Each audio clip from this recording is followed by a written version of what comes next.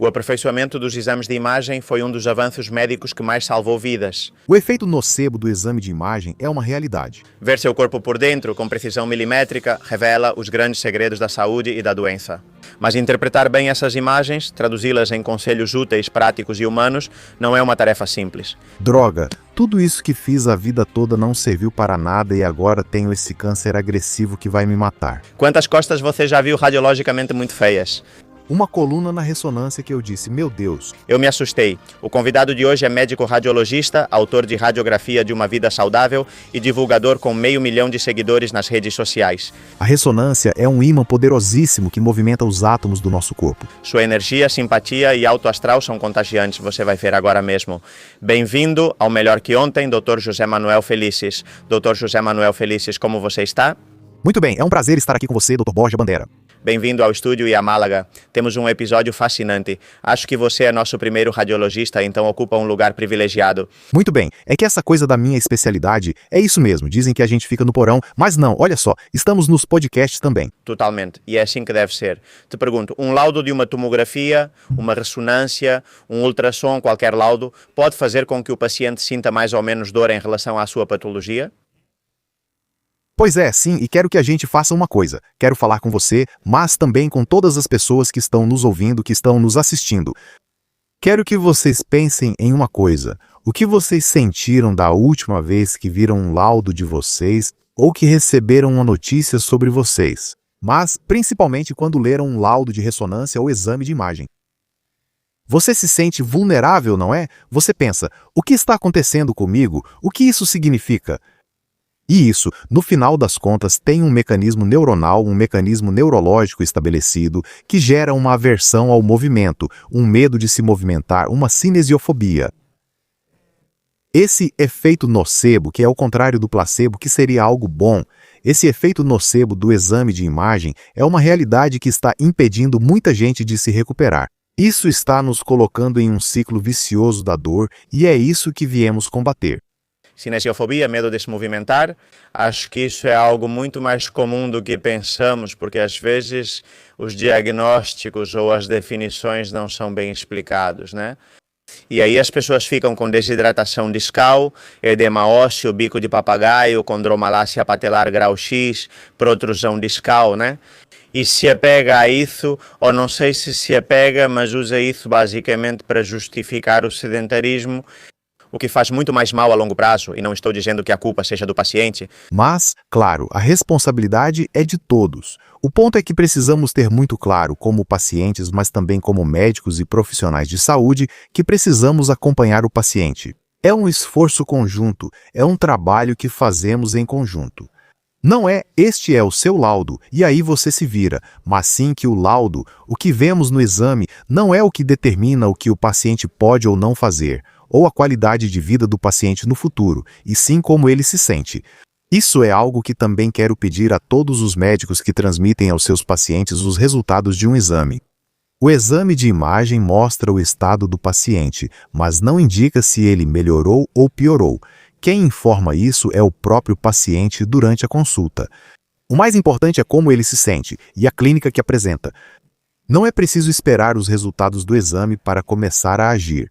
Se o paciente está com dor e está te dizendo isso, vamos ajudá-lo desde o primeiro momento. Claro, isso é muito importante e, portanto, quando temos achados, o que precisamos ver é, algum desses achados impede que meu paciente faça algum tipo de reabilitação ou que ele precise de uma cirurgia urgente. Se a resposta para ambas for não, vamos lidar com isso da forma mais natural possível. Claro, isso é interessante e mais relevante do que muitos pensam. É a típica dissociação clínico-radiológica mencionada na medicina, né? Que explicaram para todos nós que às vezes eu acho que o próprio profissional, seja quem for que esteja informando o paciente, acredita que sabe como o paciente deveria se sentir de acordo com o achado radiológico, e não é assim. Porque quantas costas você já viu radiologicamente muito feias e o paciente está fazendo crossfit, levantando um monte de peso e se sente bem, ou o contrário, né? Ressonâncias limpas e o paciente está destruído. Olha, isso aconteceu comigo recentemente com 2 pacientes que também são amigos, um rapaz e uma moça. A moça, colega de classe do curso, tinha uma coluna na ressonância que eu pensei, meu Deus, fiquei assustado. Fiquei assustado ao ver. Pensei, meu Deus, ela chegou com uma leve dor lombar. Ela me disse, olha, José Manuel, quero ver isso, não estou muito bem porque está me limitando, não me deixa fazer certos exercícios, mas ela está perfeita. Você olha as costas dela e pensa, meu Deus, aquilo daria arrepios. E depois eu tenho outro amigo da escola que praticamente não consegue se mover, não consegue sair da cama e tem uma hérnia. É isso. Então temos dois extremos que na imagem são um que te assusta muito e outro que você pensa, bom, também não deve ser tudo isso. E por outro lado, eles têm os quadros clínicos invertidos. Isso é o que precisamos aprender. Nem tudo o que vemos é algo que devemos nos apegar. Correlacionar e ouvir o paciente, que é o mais importante. Claro, e isso é principalmente formação para os profissionais, que eu acho que é crucial. Aqui vieram muitos fisioterapeutas, também alguns neurologistas, para dar uma visão da dor bem diferente, mais integrativa e falar justamente sobre essa dissociação tão frequente. É que a dor é algo que ainda nem entendemos 100%, 100%. Então, não podemos dar como certo isso, evidentemente, em casos extremos, sim, né? Se você tem uma fratura exposta de húmero, isso vai doer de qualquer jeito. Mas há muitas coisas que são mais intermediárias que não precisam necessariamente doer muito. Muitos exames de imagem acabam ficando aquém do necessário e, felizmente, a ressonância magnética cada vez nos dá mais informações.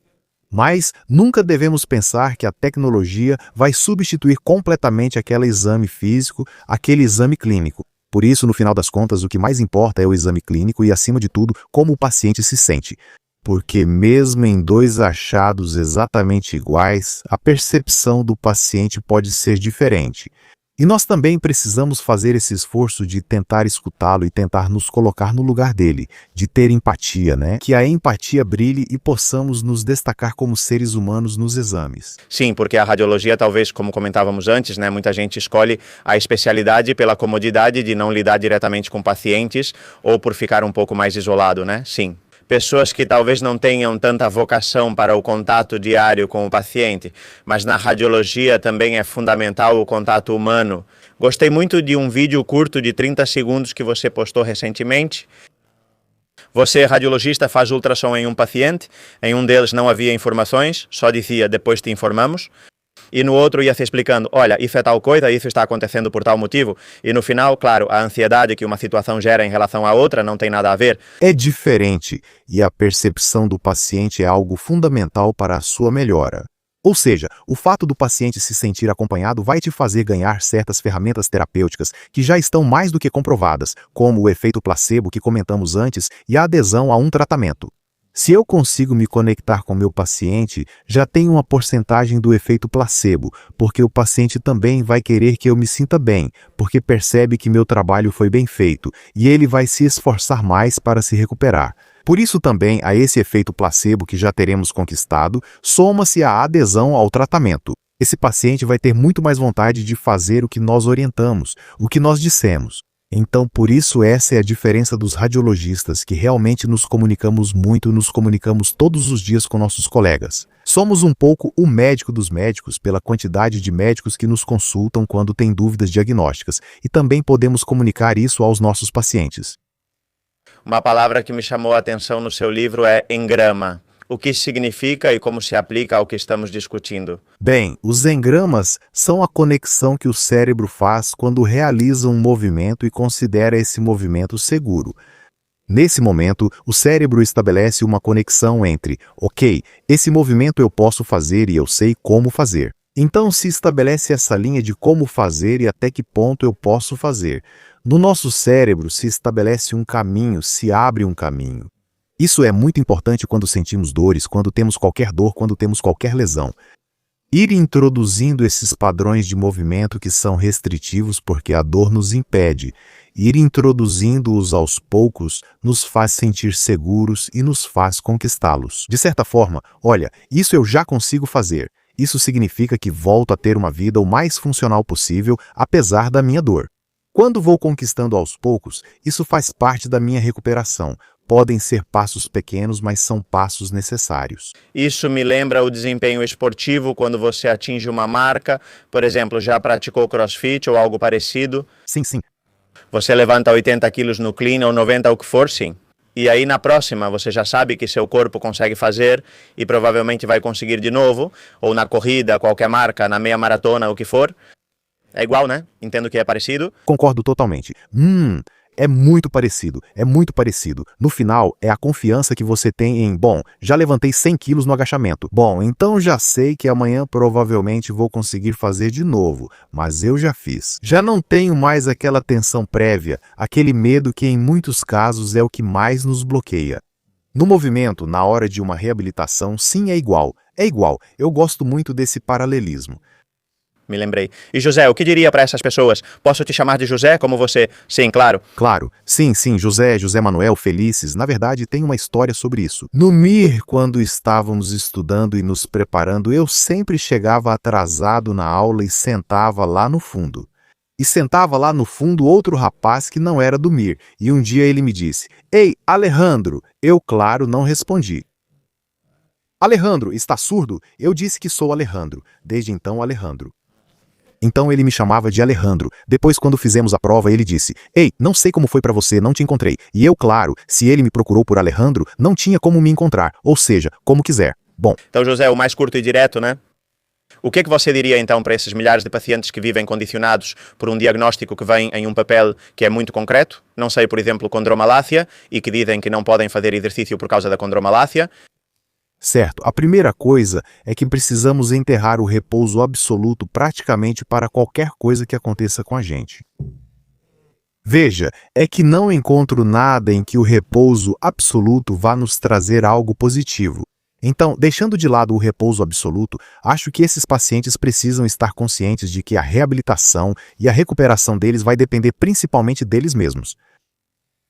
Bem orientados por um profissional, seja ele médico, seja fisioterapeuta. Quanto mais interdisciplinar for, melhor. Ou seja, quanto mais relação houver entre nós, melhor. Porque decisões mais coordenadas e acertadas serão tomadas para o paciente.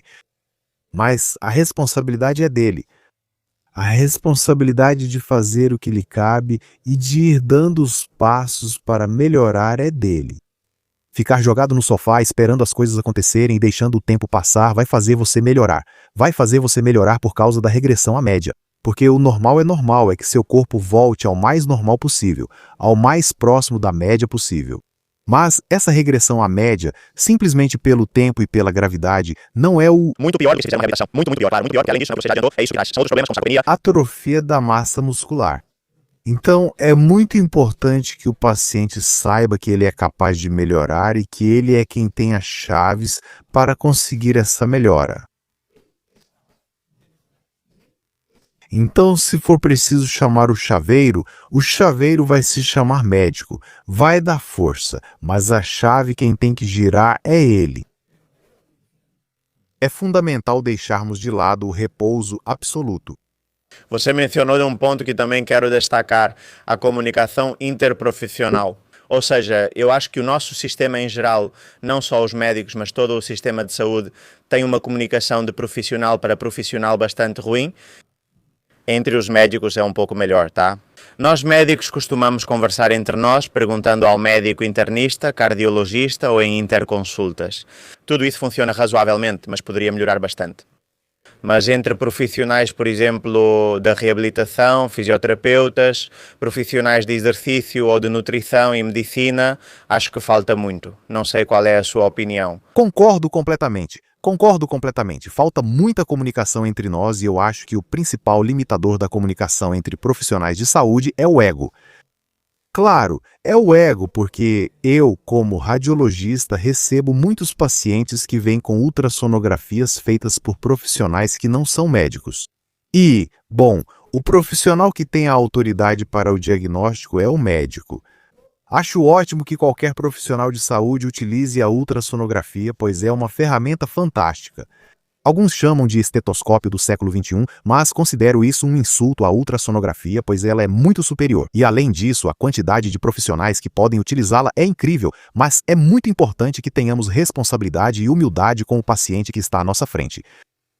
Essa humildade que nos obriga, no momento em que algo pode estar nos escapando, a sermos nós mesmos que dizemos ao paciente: olha, é melhor que essa pessoa avalie isso e que façamos o esforço de tentar nos comunicar com essa pessoa. Talvez fazer um relatório para transmitir a informação que eu, como fisioterapeuta, obtive e passar para o médico, e vice-versa. Acho que há muito ego dos médicos em relação aos fisioterapeutas por receio de admitir isso. O ideal seria mais coordenação e comunicação entre nós. Assim como na sua especialidade, com a nutrição. Acho que seria muito melhor para o paciente. Não temos que pensar em nós mesmos. É tirar o ego para dar ao paciente o melhor que ele precisa.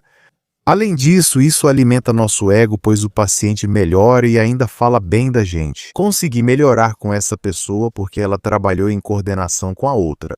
Sim, comecei a fazer isso. Agora, trabalhando de forma privada na equipe, após atender um paciente, converso primeiro com a nutricionista e a treinadora, relato o caso, limitações e sugestões para ele. Depois elas me dizem, ele se adaptou melhor a isso ou aquilo. Assim é a única forma de avançar para algo mais personalizado e melhor para o paciente, como você falou. É colocar o paciente no centro. Claro, não os egos, não as posições, não quem sabe mais, quem sabe menos, claro, não se trata disso. Quando um paciente chega até nós, o centro não é o fato de ele ter chegado até nós, é que você vem porque está mal e vem para que eu te dê uma solução. Você não vem até mim porque eu sou o melhor. Você vem porque está mal e busca solução e está no centro. Claro, sim, totalmente. Às vezes a gente esquece disso. Ontem eu conversava com um amigo e ele reclamava que, tinham tratado ele mal em um hospital, porque ele foi e recebeu um mau atendimento de uma profissional que eu nem lembro de que especialidade era, mas e ele fez uma reflexão que na verdade é muito simples, muito boba, mas eu gostei muito. E ele dizia algo assim como: acredita que se eu estou aqui sentado nessa cadeira, podendo fazer 1000 e outras coisas na Semana Santa, é porque eu preciso estar aqui. Sim, ou seja, não estou aqui à toa. Eu realmente quero, então me trate bem porque estou aqui por necessidade. Sim, é verdade que o sistema público está muito complicado, estamos muito ferrados. A pressão assistencial que existe, esses 6 minutos por paciente na atenção primária. 6 minutos, meu Deus. Isso em 6 minutos eu ainda nem dei oi. Claro. Ou seja, eles fazem mágica. Eu também quero dizer que há muitos médicos de família, minha esposa é médica de família e ela chega em casa exausta. Muitas vezes ela me conta sobre pacientes que a preocupam, que a afetam pessoalmente, porque ela diz, não consegui fazer mais, porque, claro, eles têm que fazer malabarismos com esses 6 minutos. Então, se alguém vem só pegar uma receita e demora um pouquinho menos, aí conseguem dar um pouquinho mais de tempo para esse outro. E no final, mais ou menos, mas é que não deveríamos ter esse sistema em que é preciso fazer malabarismos para poder atender bem as pessoas, claro. É que além disso é muito perverso, não é só o desgaste de ver 40 pacientes, mas também o desgaste mental, a culpa e a tristeza de não ter conseguido atendê-los como você gostaria, né? Exato. E isso ainda faz com que muitos médicos adotem uma postura um pouco mais defensiva. E eu entendo. Me coloco no lugar deles, pois é importante ter empatia não só com o paciente, mas também com o médico e quem está do outro lado. E é isso que estamos dizendo, não é? Que tem uma agenda com 40 pacientes e que provavelmente fica pensando naquele que não conseguiu ajudar como gostaria porque não teve tempo suficiente. Ou, meu Deus, e de repente pode vir algo à cabeça dele. E pensar, queria ter feito isso com o paciente, mas não consegui. Isso existe e a empatia com o médico é muito importante. E você, José, na sua especialidade, com o que você mais trabalha? Porque eu sei que os radiologistas normalmente fazem uma ou várias coisas, mas atuam em áreas bem delimitadas, né? Sim, no final acabamos nos super especializando porque, o sistema também nos empurra para isso, embora a gente também goste, né? O que eu mais gosto no diagnóstico é a parte músculo-esquelética, embora o que eu mais goste de tudo seja o intervencionismo, que é o outro lado da minha especialidade. Porque todo mundo pensa no diagnóstico, que é o radiologista que analisa exames ou faz a ultrassonografia e diz o que você tem. E depois tem o intervencionismo, que é usar tudo o que sabemos de imagem para operar. Sem abrir, que essa é a parte que eu mais gosto e onde acho que podemos ajudar mais. Por exemplo, tem algum caso recente de intervencionismo que chame a atenção? Sim, no intervencionismo podemos tratar desde dores até curar tumores. Temos todo esse leque, né? E um dos casos que mais surpreende a população, um dos casos mais surpreendentes assim recente, é de uma paciente que veio com... a filha de um paciente, o paciente veio com um AVC. Então, claro, diante de um AVC, o que você pensa? Um infarto no cérebro. Claro, chegaram, o paciente não conseguia falar, não conseguia mexer todo o lado direito do corpo, estava praticamente à beira da morte, né? Podemos dizer que sem falar ou mover o corpo, que funcionalidade sobra para esse paciente? Além disso, de repente, ele estava com a filha trouxe ele com o marido e, bom, ficaram apavorados, imagina só. Explicamos as coisas para a filha provavelmente por causa do medo, do susto, ouviu, mas não processou. Entramos na sala e depois de 45 minutos ao sair, a filha estava apavorada, claro, o que ela pensou? Que o pai dela não tinha saído bem. Não tinha dado certo, claro. Ela viu o pai entrar na cirurgia com metade do corpo paralisado, sem falar, e em 45 minutos saímos. Meu pai morreu, meu pai morreu. Isso foi a primeira coisa que ela pensou. E quando viu o pai sair, muito bem, dissemos, deu tudo certo. Ela disse, como? Como assim, perfeito? Olhava para a cabeça do pai. Claro, o que ela pensava? Que tínhamos aberto a cabeça dele e tirado uma parte do cérebro para poder... E depois, quando ela perguntou, e onde está? O que vocês fizeram com meu pai? Não, nós só fizemos uma punção na virilha dele. Vocês fizeram uma punção na virilha dela e tiraram? Explica se quiser, como claro. É porque o AVC... O intervencionismo, nesse caso, consiste em entrar apenas com uma agulha e chegar com cateteres, com tubinhos que vamos subindo, vendo com a radiologia, por isso somos radiologistas. Então a gente faz a punção na virilha, sobe por uma artéria, sobe por toda a artéria principal do corpo, a aorta, vendo o tempo todo com o raio-x por onde vai o fiozinho. E vamos nos guiando, temos que ir girando o catéter, vamos nos guiando para entrar. Por exemplo, se for do lado esquerdo, não. Na carótida esquerda, vamos lá, então é a artéria do pescoço. E agora na artéria cerebral média, vamos lá. E agora na artéria cerebral média, o segmento, vamos sendo cada vez mais precisos. E no momento em que você está, onde está o trombo que causou esse AVC? O catéter na ponta. Ele tem um aspirador, então, e puxa. Aspira, leva embora. Aspira o trombo, chama-se aspirador de trombos. E o sangue volta a passar. Sim, o trombo é aspirado rapidamente. O sangue volta a fluir na artéria que estava bloqueada, como se uma pedra tivesse caído no caminho. A pedra bloqueia o caminho. Aspiramos e removemos a pedra. Maravilha, você puxa o catéter e o retira pela virilha. E isso vocês fazem lá, só os radiologistas? Ou seja, o neurologista está com vocês ou não nesse momento? Na Espanha tem algum neurologista que faz, mas geralmente somos nós, os radiologistas, que fazemos isso. As unidades de neuroradiologia intervencionista, como são chamadas, são formadas por radiologistas. E em Múrcia, por exemplo, no hospital onde me formei, onde trabalho hoje, na Rixaca, realmente há 2 neurologistas na unidade, mas o restante, que são mais 7 pessoas, são todos radiologistas. Que bom, muito bom. Mudando de assunto, é verdade que no seu livro às vezes você entra em temas muito pessoais, o que é ótimo porque mostra que os médicos não são mais do que humanos com problemas como todo mundo, né? Sim. E você comenta que durante uma fase da sua vida chegou até a flertar com a ortorexia, né? Como se tivesse ficado um pouco mais obcecado com o que comia, como comia. Conta pra gente um pouco o que aconteceu e, principalmente para ser prático, quais sinais as pessoas precisam ficar atentas para saber se isso está acontecendo ou não, para evitar esse problema? Bom, eu adoro as redes sociais. Desde que eu era criança sempre gostei de saúde, né? E sempre estive muito por dentro de todas as informações. E, na verdade, qualquer pessoa que esteja te assistindo, eu tenho certeza de que é alguém preocupado com a própria saúde. Mas o que aconteceu comigo? Eu que também te assistia. Bom, embora isso tenha acontecido comigo antes porque eu era mais jovem, mas que lia muito, comecei a ficar obcecado, né? Comecei sem perceber, mas comecei a me dizer, beleza, tenho que comer isso, tenho que fazer essas coisas assim, tenho que fazer isso desse jeito, tenho que fazer isso dessa maneira, tenho que treinar tantos dias, dormir tantas horas, e comecei a recusar muitos convites. Acho que esse é o principal sinal, né? Uma coisa é recusar algum convite. Claro, mas quando isso começa a ser sistemático, quando começa a ser algo que te afasta muito do grupo de pessoas com quem você convive. Eu comecei a perceber quando vi que quando comecei a residência, quando comecei a trabalhar no hospital, meus colegas saíam do hospital juntos para beber, mas eu recusava dizendo que não podia ir, pois se eu bebesse algo e se eu comer algo mais pesado ou qualquer coisa, depois não vou conseguir treinar, não vai me fazer bem, e talvez eu pudesse ir sem pedir uma cerveja. Não tem por que beber álcool, mas eu podia participar desse programa, mas em vez de participar desse programa, eu preferia ir para casa, comer o que eu tinha que comer, do jeito que eu tinha que comer, para poder depois ajustar tudo e depois ir para academia, para não me sentir pesado, e poder descansar antes de treinar. Então eu percebi que meus colegas tinham laços entre eles e eu não. E aí foi quando eu disse, opa! Sim, porque além disso você parece ser alguém super sociável e que também precisa de amizades e de vínculos como todos nós precisamos, né? Claro.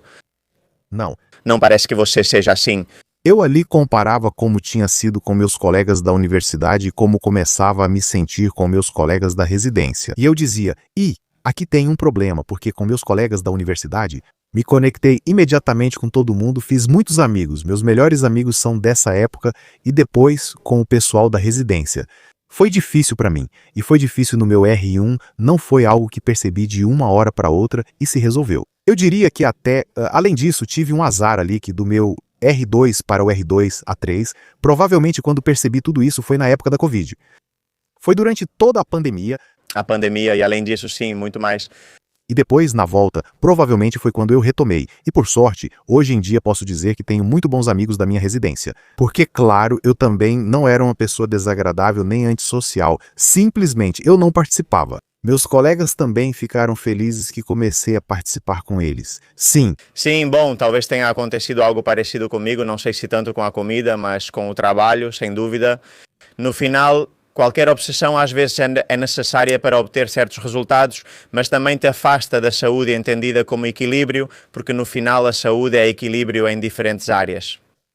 Quanto mais você se desequilibra em uma, duas ou três áreas, mais se afasta da saúde. E é uma droga, mas muita gente está nessa. O bom é que eu acho que a vida nos dá muitas oportunidades para recalibrar, equilibrar, sim. Então, é bom fazer essa reflexão que você fez, tipo, meus amigos estão se vendo 5 vezes por semana e eu não os vejo há 3 meses, para tomar medidas, né, no final das contas e nos reorientar. Sim, eu acho que é muito importante ter essa autocrítica também e perceber que às vezes nem sempre estamos tomando as melhores decisões e que uma decisão boa. Porque, claro, todo mundo fala da dieta, de que tem que comer bem, de que tem que, mas ninguém fala sobre isso. Outra parte é que a dieta e a comida também são um elemento social e também são uma forma de se conectar com os outros, e ainda mais em uma cultura como a nossa. Então, é muito importante que a gente leve isso em consideração para não acabar ficando isolado por causa de é que eu tenho que fazer tudo perfeito porque, além disso, se eu não fizer perfeito, então não vale. Ou seja, ter um pouco de flexibilidade, tirar um pouco o pé do acelerador e também usar a comida como um elemento social e como uma forma de se conectar com as pessoas. Porque a conexão social é uma parte do bem-estar, na minha opinião, tão importante quanto a alimentação, o descanso e o movimento. Sim. No final, eu acho que nada, no final, pergunte-se para que estamos neste mundo, em última instância, né? Sempre me pergunto, qual o sentido da vida? Por que estamos aqui? E depois de me fazer 500 perguntas no final, sempre chego à mesma conclusão, que é, vivemos aqui para nos relacionarmos com os outros, ou seja, para ajudarmos uns aos outros e para sermos úteis uns aos outros.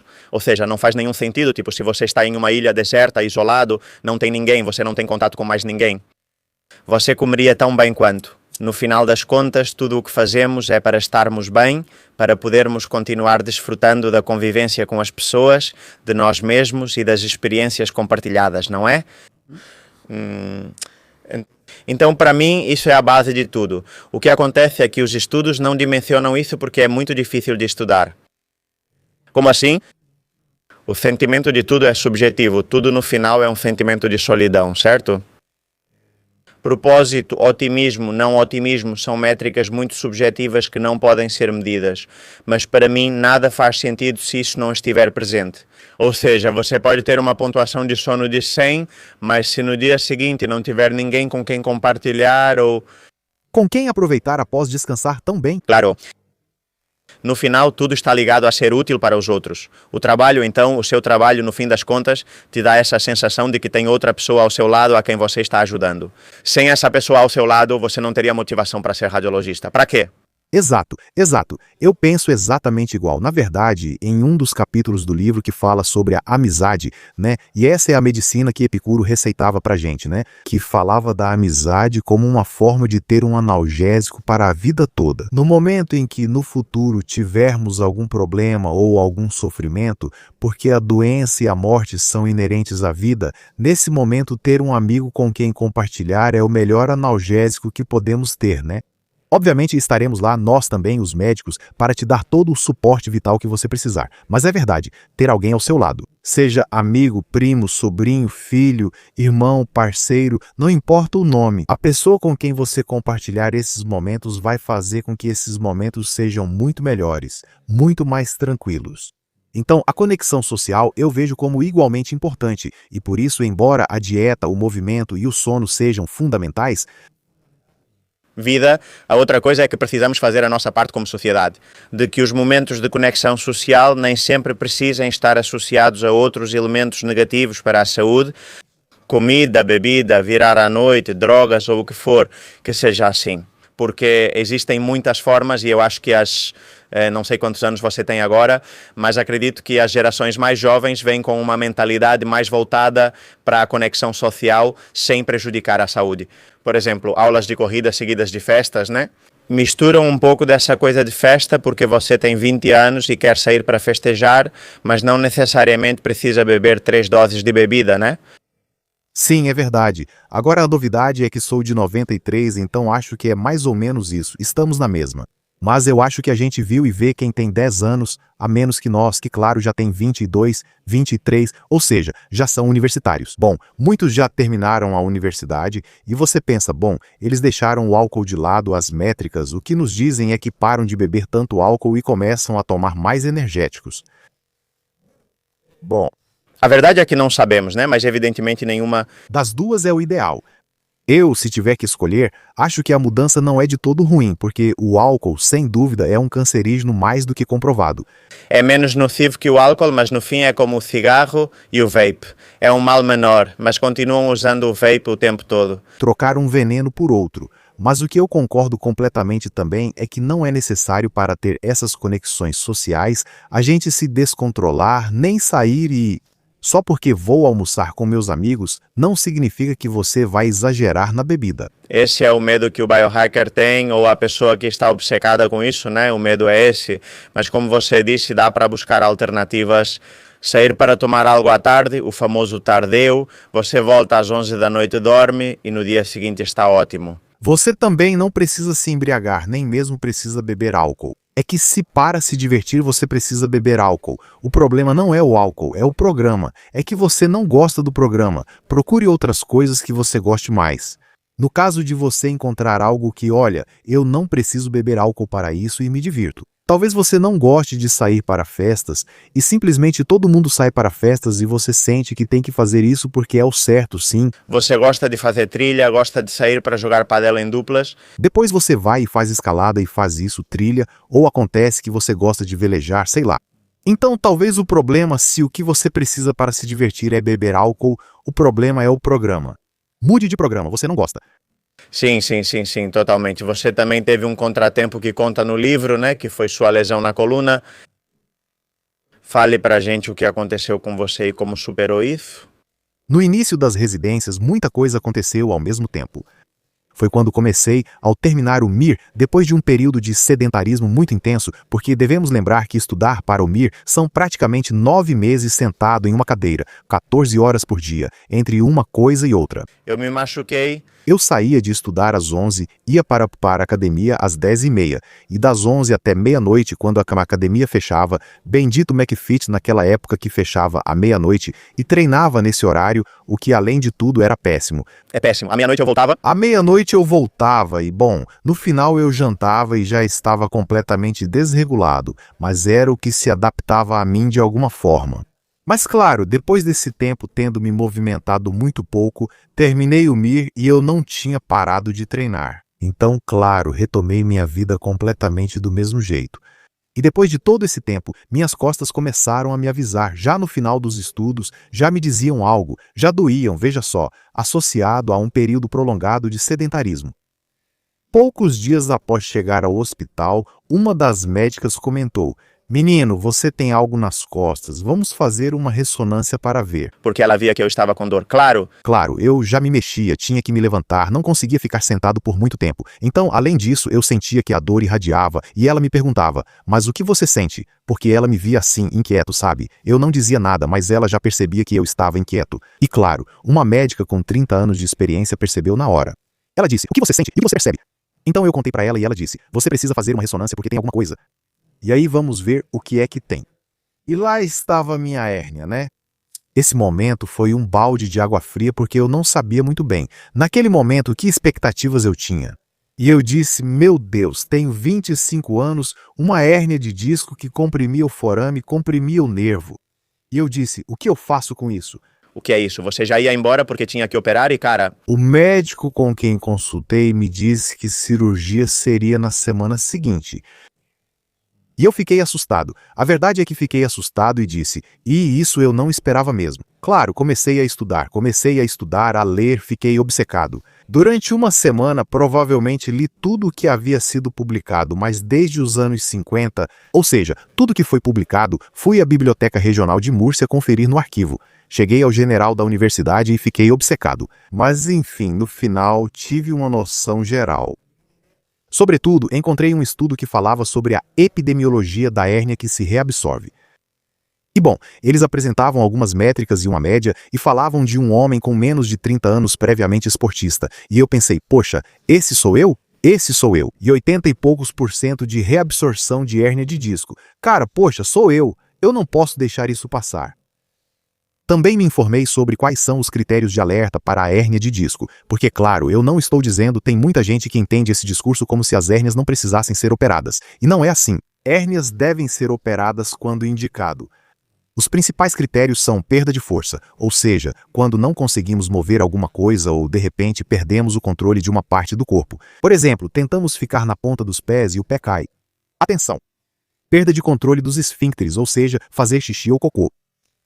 Anestesia em cela, que não sintamos nada entre os genitais e o ânus.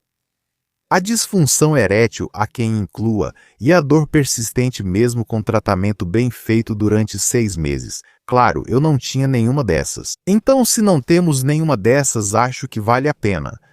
Claro, depois de uma avaliação por um médico, vale a pena fazer um trabalho interdisciplinar com um fisioterapeuta, com um profissional de treinamento também para retomar, e foi isso que eu fiz. Quando vi que não tinha critérios de alarme, consultei outro médico nesse caso e perguntei: "O que você acha que eu devo fazer aqui?" E ele me disse: "Você não tem critérios de alarme, não faça cirurgia, vamos tentar e te observar nesses 6 meses, vamos ver como você evolui." Fui melhorando e me cerquei de uma equipe excelente, na verdade, de 2 equipes. Fiquei tão obcecado que tinha 2 fisioterapeutas, pois pensei, se 2 médicos deram opiniões diferentes, o mesmo pode ocorrer com fisioterapeutas, claro. Então eu tive 2 fisioterapeutas e também tive um personal trainer que me acompanhou em todo esse processo, me ajudou, me ajudaram demais e hoje em dia eu gosto muito deles. Mando um abraço para todos. eles. Foi reabsorvido? Foi reabsorvido. Você verificou isso na ressonância magnética? Comprovadíssimo. Eu tive isso, o início foi em julho de 18, eu senti dor até voltando de Bali. Foi a última vez que senti dor em novembro. Novembro, dezembro de 19 foi a última vez que senti dor continuamente. Ou seja, desde então, é verdade que a intensidade da dor diminuiu muito, mas ainda assim eu tinha aquele incômodo. Bem, voltando de Bali, é a última vez que eu me lembro que depois tive uma pequena recaída um pouco antes da pandemia, em março de 2020, e desde então já. Não fiz mais exame de imagem porque estava bem. Por que faria se estou bem? Essa é outra questão. Não é necessário fazer um exame de imagem se clinicamente estamos bem. Então eu voltei a repetir o exame de imagem um tempo depois, em dezembro de 22, porque começou a doer o lado esquerdo e eu pensei, vai que é alguma coisa. Bom, aí eu entrei na máquina. Quando saí e eu mesmo vi as imagens, vi que a hérnia não estava lá. Eu sentia dor do lado esquerdo, mas a dor do lado esquerdo passou. Esqueci da dor no lado esquerdo de tanta felicidade e logo liguei para meu pai, mãe, fisioterapeutas e treinador. Veja só, anos depois, mas a alegria de ver que aquilo não estava mais, e principalmente daquele time que trabalhou comigo. E isso também é uma parte que eu vivi como paciente e quero explorar como médico, porque veja qual foi a minha primeira reação. Bom, ligar para os meus pais e para minha esposa. Também vou ligar para quem me acompanhou nessa conquista, pois quero que fiquem felizes. Queria compartilhar isso com eles. Como médico, tento adotar essa estratégia sempre que atendo um paciente. Eu quero que o paciente também queira que eu fique feliz porque ele melhorou. Claro, isso vai ajudar na melhora dele se for o caso. Tem quem diga, mas isso é egoísta, não é? Alguma pessoa, algum colega já me disse isso. Para mim, não importa se é egoísta, desde que ajude meu paciente a melhorar. Que melhore. Qual o papel da confiança na recuperação? É fundamental, é fundamental. Com o que dissemos antes, geramos o efeito placebo, conquistamos a adesão ao tratamento e conquistamos isso. Se eu confio no que a pessoa com quem estou trabalhando está me dizendo, se estou com um fisioterapeuta em quem confio e ele me diz, vamos fazer isso, por quê? Porque veja, porque eu vi isso, porque eu estudei isso, porque isso é o que você precisa. Porque eu tenho outro grupo de pacientes em que funcionou e eu vou fazendo as coisas e vejo que realmente me ajudou. E vejo que realmente estou melhorando. Cada vez mais, não só vou confiar no que ele está me dizendo, e portanto vou ser capaz de incorporar novos padrões de movimento, mas também vou me motivar ainda mais a querer te ver de novo e a seguir à risca tudo o que você está me dizendo. Então isso me parece fundamental. Confiança entra em choque direto com atitudes que fragilizam, né? Alguns profissionais alertam muito sobre os riscos e gravidade da lesão, dizendo o que não se deve fazer para evitar problemas. No final, é como o pai superprotetor ou a mãe superprotetora, né? Que sempre coloca medo e acaba com a confiança, não tem outra forma de dizer. Essa é a concepção de repouso absoluto. Eu entendo o repouso absoluto, entendo essa precaução, entendo que quando não havia estudo suficiente, entendo que nos anos 80, não tinham estudado pacientes suficientes nos anos 70, 80. Como respondiam a uma fisioterapia, a um tratamento de reabilitação com movimento, né? E com cargas progressivas, não estou dizendo que no primeiro dia, eliminar peso morto ou exercícios é muito semelhante a eliminar alimentos. Não existem alimentos ruins, não existem alimentos que precisamos eliminar. É uma questão de contexto. Com o exercício acontece a mesma coisa. E o principal seria pensar que não se mover é muito pior do que se mover de forma errada. Mover-se de forma errada vai ativar certos padrões motores, pode fazer com que talvez não seja o ideal para nós. Por isso também é fundamental fazer isso com a orientação de um profissional de saúde e de movimento, mas não se mover sempre vai ser muito pior. Claro, sim. Bom, quem sempre diz isso é o Marcos Vázquez, né? Sim, no final das contas, o mais prejudicial é não se mover acima de qualquer outra coisa. Sim, sim. Tem uma frase que você colocou no livro A Arte da Guerra que eu adoro, que é aquela de que o vencedor primeiro vence e depois combate, e o vencido primeiro combate e depois busca vencer, né? Exato. Que é do A Arte da Guerra. Sim. E você usa isso para explicar a pré-habilitação. O que é essa tal de pré-habilitação? Bom, a pré-habilitação esse é um conceito que chegou na minha vida de uma forma muito difícil, mas me parece muito necessário para todos os pacientes. A pré-habilitação é estar em uma boa forma física, estar em uma condição corporal que, no momento em que ficarmos doentes, porque a prevenção é fundamental, é muito importante, mas a prevenção é diminuir a probabilidade de adoecer. Nunca conseguiremos deixá-la em zero. Nunca, mesmo fazendo tudo perfeitamente, a pré-habilitação sim traz garantias. A pré-habilitação é aumentar as probabilidades de nos recuperarmos uma vez que ficarmos doentes. E isso sim é uma garantia, porque se eu estiver preparado previamente, no momento em que inevitavelmente a doença chegar à minha vida, graças à pré-habilitação, meu tempo e minha qualidade de vida, até que eu me recupere, vão ser muito melhores. Vou demorar menos tempo. E além disso, vou sofrer menos. Portanto, quero estar pré-habilitado. Quero prevenir? Sim, mas acima de tudo, quero estar pré-habilitado. E além disso, são coisas que andam juntas, porque prevenção e pré-habilitação não significam que eu tenha que fazer algumas coisas para prevenir e outras para pré-habilitar. Na verdade, elas andam de mãos dadas. Por isso também vejo como uma forma de fortalecer o discurso que levamos às redes sociais e que tentamos transmitir para a população de que o movimento, o sono, a alimentação, porque a prevenção e a pré-habilitação realmente andam de mãos dadas. Sim, na minha especialidade é fundamental pré-habilitar, especialmente antes de cirurgias bariátricas, mas enfim, também antes de qualquer cirurgia, eu acho aquele clássico de estar forte para a cirurgia, né, que é um estresse brutal para o corpo, sim. E em geral é um conceito que pode ser aplicado para toda a vida, né? Ou seja, se você está treinando hoje enquanto está saudável, você está se pré-habilitando caso amanhã, Deus me livre, tenha um câncer ou qualquer outra coisa, uma pneumonia grave que te deixe na UTI, ou um Covid-27, não Covid-27. Sim, sim. Exato. O que for, né? No final, a vida sempre tem seu risco, o risco nunca é zero. E quanto mais preparado você estiver em tempos de paz, né? Para as batalhas que podem vir, melhor. Concordo completamente. Se aparecer um Covid-27, pode ter certeza que vão falar tudo quanto é coisa. Sim, sim, como os Simpsons, né? Já foi o Borja quem disse isso no podcast, né? Mas sim, concordo completamente aqui. Na verdade, o que eu penso sobre o treino e todas essas coisas que fazemos, a massa muscular não é para você se ver bem. Que também, claro, é para que, como você disse, se em algum momento, aos 70 ou 80 anos você cair, não se fracture nem quebre nenhum osso. Se aos 65 ou 70 anos tivermos um câncer, ninguém quer isso, mas acontece, vamos nos recuperar melhor. O conceito de pré-habilitação chegou com força. Chegou à minha vida porque eu vivi isso não como paciente, felizmente, mas como familiar de paciente. Meu tio teve um câncer de esôfago, sem muita possibilidade. Câncer de esôfago é muito agressivo e bom, ele teve um câncer de esôfago. E quando disseram isso para ele se cuidava. Era uma pessoa que adorava ir ao médico. Meu primo dizia preferir ir ao médico do que jogar golfe. E provavelmente era assim, porque ele gostava de saber que estava bem, se cuidava, era cuidadoso com a alimentação, adorava romã e dizia, me antioxidando, né? Ou seja, ele era advogado com formação em saúde, gostava da área e treinava diariamente.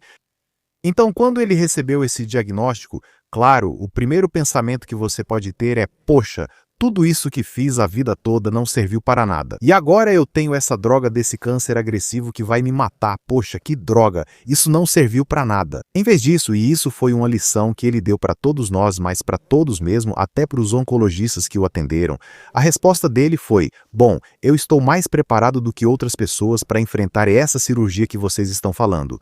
Uma cirurgia super complexa, de 14 horas com uma etapa torácica, uma etapa abdominal, ou seja, uma das cirurgias mais complexas. E o cara disse, olha, eu estou preparado para isso. Ele treinou nos dias anteriores já sabendo do câncer, usando a pulseira que indicava mais de 5.000 calorias gastas por dia devido à sua grande atividade.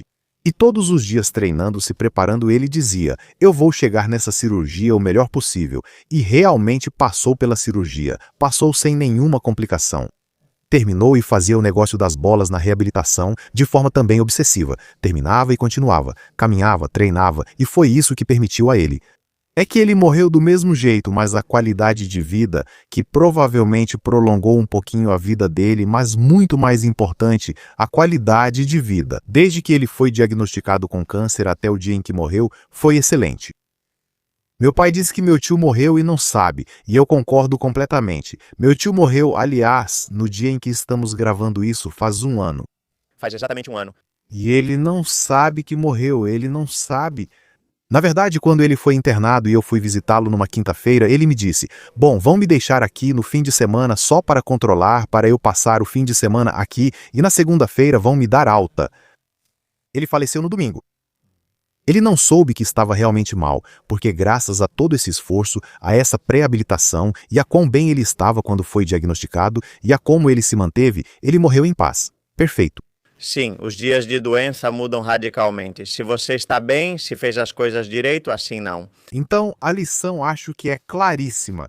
Cuidar da gente, talvez não para aumentar nossa quantidade de vida, mas sim nossa qualidade de vida e morrer sem sofrimento. Sim, mudando para, por exemplo, o perfil de atleta, você que se interessa muito por tudo que é osteomuscular, qual é o papel da ultrassonografia em um atleta?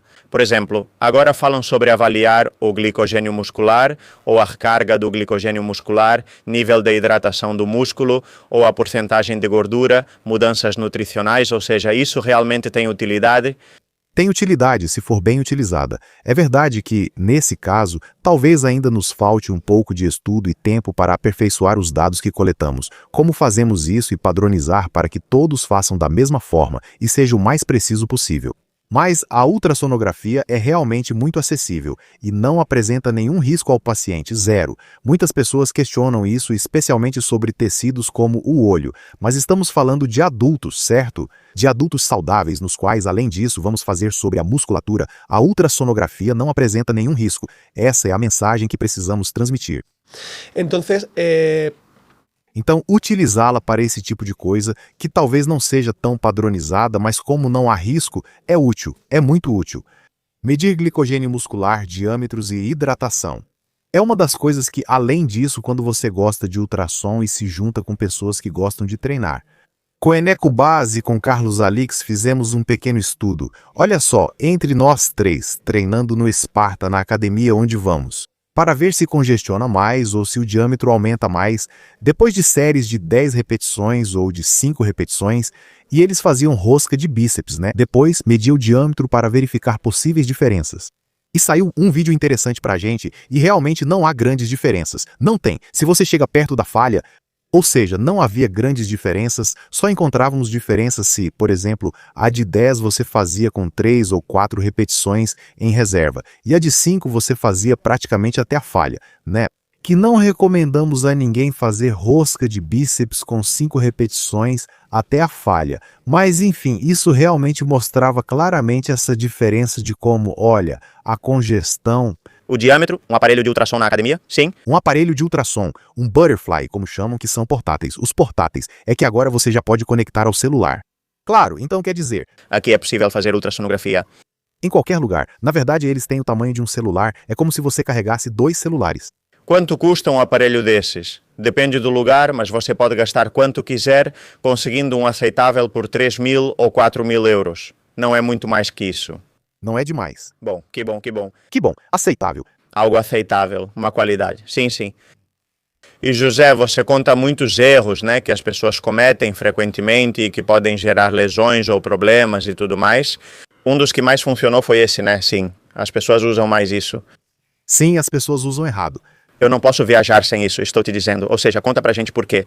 Você vai começar a usar isso melhor. Olha, isso também foi na última viagem de despedida dos residentes de radiologia que um dos que se despediu estava assim no avião. Ele foi com isso pra frente, claro, isso é o lógico, né? Claro, ele foi assim no avião, ficou o tempo todo assim, e continuou assim. E eu dizia pra ele, mas Pedro, você vai quebrar o... Em uma dessas você quebra o pescoço. E Pedro, que não, ele dizia, mas isso não serve pra nada que... Eu disse, mas você não percebe que isso tem que ser assim? Ele me disse, mas como que vai ser assim? Que com o outro, olha, assim a sua cabeça não cai. Não cai, ela segura, ou seja, quando você vai sofrer um efeito chicote, segura a cabeça. E ele me dizia, mas isso não é possível. Ele disse para perguntarmos ao ChatGPT, claro, como sempre. O ChatGPT me deu razão, falei, isso é um vídeo, um viral claro. E foi assim. Foi assim, né? Ou seja, o que queremos evitar é sofrer um efeito chicote, claro. Nesse caso, o condicionante anatômico é que você tem um encosto atrás e é bem raro que você vá sofrer um efeito chicote, né? Para trás. Na verdade, isso aqui, como tem essas partes, cobre um espaço aqui também, te segura entre o encosto e isso te segura muito bem para trás. Mas para frente você precisa desse limite. E esse limite não está aí. Aqui você não tem isso, sua cabeça escorrega. Além disso, você faz um pouco de alavanca, né? E desloca o próprio aparelho, você o abre com o queixo. Então isso fica assim. Sim, sim, sim. Bom. Agora vocês vão usar sempre assim daqui para frente? Mudando vidas. Sim, um detalhe. Também a típica postura de ficar olhando para o celular o tempo todo, que eu acho que a gente passa horas assim todo dia, com a cabeça a 60 graus para baixo, ombro para frente. O que isso pode causar quando se repete? Isso aparece no raio-x, aparece na ressonância, aparece na retificação cervical. É que eu tenho as cervicais retificadas, então essa pessoa já não se mexe mais, né? Mas é justamente o contrário, né?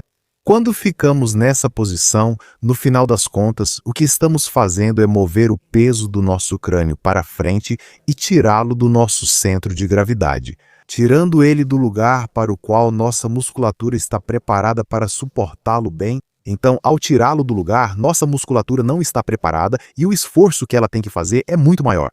Por isso, essas sobrecargas e essas contraturas de que se fala, né? Esses pontos dolorosos. Esses pontos dolorosos são porque você fez esses músculos trabalharem demais, você tensionou demais os cabos que sustentam seu crânio. Ossos occipitais e toda a musculatura, né?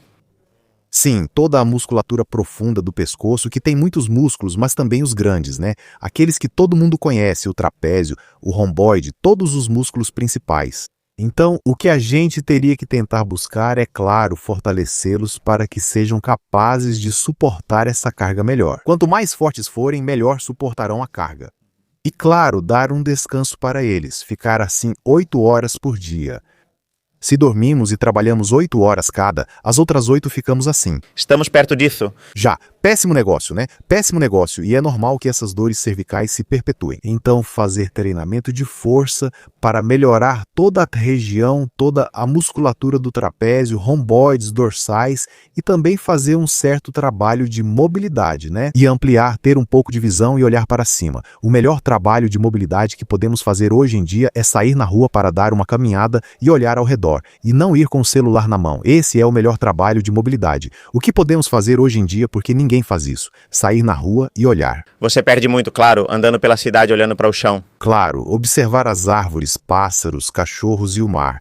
Se você mora em Málaga ou Barcelona, ambas têm mar. Se você mora em Madrid, então ver as torres e ver as pessoas se movendo, isso, poxa, também é algo muito bonito, né? E eu acho que estamos perdendo muitas coisas por tentar procurá-las no celular. E a vida acontece bem aqui na nossa frente. Para esclarecer principais diferenças entre tomografia e ressonância. Certo? Sendo bem prático, sem entrar em questões de física, sendo bem prático e focando no que interessa para o paciente. A tomografia usa radiação, a ressonância não usa radiação, portanto, ponto para a ressonância. Próximo ponto para o paciente. A tomografia é muito rápida e a ressonância é um pouco lenta. Ponto para a tomografia. A tomografia permite o estudo do pulmão, a ressonância não permite o estudo do pulmão, por causa da física. Ponto para a tomografia. A ressonância não vê apenas morfologia e anatomia, mas também funcionalidade. Vê o que está acontecendo em nível celular e molecular. Ponto para a ressonância. Então, existe uma melhor do que a outra? Não existe uma melhor do que a outra. Existe uma indicação para cada paciente. A ressonância está substituindo a tomografia por ter melhor resolução e fornecer mais informações em várias patologias. Mas a tomografia é nossa melhor amiga nas emergências, porque é rápida, porque permite entrar com dispositivos médicos. Quem precisa de suporte vital ou está entubado não pode fazer ressonância. Por outro lado, na tomografia pode. Então, a tomografia sempre, ou bom sempre, por enquanto, vai continuar aí por muito tempo e nos dá muita informação excelente, principalmente por excelente, excelente, excelente, excelente. No nível pulmonar, o estudo por tomografia vai continuar sendo o principal. E para o restante, eu realmente acho que a ressonância magnética traz mais benefícios. Traz mais benefícios e a cada dia mais, porque a cada dia temos mais tecnologia. Por quê? É por ser lenta, ou seja, porque realmente demora tanto. Por causa da física do seu funcionamento e também para simplificar muito. A tomografia é uma foto. A tomografia usa o raio igual ao daquele de fique ali. Milhares de fotos, né? Isso é reconstruído. Ele tira fotos rapidamente e no final a tomografia dura 20 ou 30 segundos. Mas a ressonância, para poder fazer a imagem, o que ela faz é um ímã. A ressonância é um ímã poderosíssimo, como aqueles que colocamos na geladeira de casa, mas super potente que movimenta os átomos do nosso corpo e depois eles voltam ao seu lugar. Então, o que faz a ressonância? Ela faz alguns pulsos magnéticos para movimentar os átomos do corpo. E mede o tempo que eles levam para se alinhar, o tempo que levam para voltar, o tempo que levam para chegar a 50%. Pode medir os átomos de hidrogênio conforme a sequência solicitada. E isso gera uma imagem, claro, tem que medir os tempos, tem que esperar, ele faz isso várias vezes. Ou seja, é preciso muitos dados para fornecer essa informação. Mas meu pai, também radiologista, diz algo, que é que quando ele chegou, e ele era residente nos anos 80, a tomografia demorava meia hora. Claro, e agora demora 30 segundos quando eu cheguei, a ressonância demorava meia hora, provavelmente daqui a 40 anos, 30. Quando eu tiver a idade do meu pai, vou te falar, Borja, que as ressonâncias levam 30 segundos, tomara. Tomara, sim, facilitaria muito. E quanto ao diagnóstico de, placas, as coronárias e tudo mais, temos o famoso CAC, né, que é o estudo do cálcio coronariano, né? Sim. Que, se eu estiver errado, me corrija, mas acho que isso já está ficando para trás. Só se vê a placa calcificada, a placa dura. E agora temos outras coisas novas para medir também a placa mole, né? Isso, tipo isso. Isso mesmo. Então aqui temos, o CAC-HATS, né? Que é a pontuação que daríamos a um paciente fazendo essa imagem com a tomografia e diríamos, ok, essas artérias têm essa quantidade de cálcio, né? Elas estão, mais do que cálcio, tem tanta placa, né? De ateroma que no final é o que está bloqueando a passagem, o que está bloqueando a estrada para a artéria. Isso nos diz o que aconteceu, ou seja, está tirando uma foto para a gente do que houve, da vida que o paciente teve anteriormente, mas não prevê o que pode acontecer com ele. Então, está claro que se a gente vê uma estrada bloqueada, que é o que vemos com a tomografia normal, o sangue não pode passar e os carros precisam se aglomerar. Bem, pode ser que essa estrada seja totalmente bloqueada, impedindo a passagem dos carros e do sangue, causando infarto? Certo? Mas qual a chance disso ocorrer? O que nos mostra isso? A angiotomografia, ainda combinada com inteligência artificial. A angiotomografia com inteligência artificial é uma forma de tomografia computadorizada. Nela podemos ver não só o quanto a estrada está bloqueada, mas também se alguma dessas pedras que estão fazendo a estrada ficar mais estreita tem probabilidade de se soltar. Tem probabilidade de se soltar e não bloquear essa estrada, e se enrolar estrada abaixo e bloquear uma estrada menor, que também pode te causar um infarto. Então, essa tecnologia combinada nos permite dar um panorama do estado do paciente e prever o que pode acontecer com ele. O que é muito interessante para individualizar o tratamento ao máximo possível. Que bom. Também, você já viu pulmões em exames de imagem de um usuário frequente de VAP? O que acontece aqui? Sim. Dá para ver mudanças? Sim. Além disso, não é só que aparecem mudanças, mas aparecem mudanças que não tinham sido vistas antes. Ou seja, nem com o tabaco? Nem com o tabaco. Mudanças são diferentes. Como assim? E por quê? O tabaco gera, o que se associa ao tabaco é mais o enfisema, a DPOC, né? A bronquite crônica, que os brônquios ficam cheios de muco. O enfisema é quando o pulmão vai se destruindo e, em vez de parênquima, em vez de tecido, fica só ar, completamente porque fica inútil. Isso é o que víamos mais associado ao tabaco, além de pequenos nódulos chamados bronquiolite respiratória associada ao tabagismo, que são pequenas lesões como se fossem espinhas, como se estivessem saindo espinhas no pulmão. Assim como aparecem espinhas na nossa pele quando algo a irrita, acontece o mesmo com o pulmão, também aparecem espinhas nele. Esses granitos relacionados ao vape têm uma morfologia muito típica que sabemos que é do vape justamente por essas características, e nós, radiologistas, conseguimos ver isso. Vemos como deixa uma faixa polpada bem na periferia do pulmão, logo abaixo ou ao redor dele, ou seja, afeta a região central e de uma forma muito característica que também chama bastante atenção. Você vê que toda a periferia fica sem ser afetada e pensa, ué, o que é isso? Essas são alterações que, como eu disse, não tinham sido vistas antes e podem ser atribuídas diretamente ao VAP. Então, um é melhor que o outro? Por enquanto não sabemos, também não faz tanto tempo, mas as mudanças que está provocando, sinceramente, eu não gosto. Estamos trocando um veneno por outro veneno. Os dois são ruins, você sabe. Os dois são ruins. Um é melhor que o outro? Provavelmente tem algum estudo britânico, que dizia que como terapia de transição pode servir. Acho que não estão usando como terapia de transição, nem em pessoas que não fumavam e começaram a usar vape.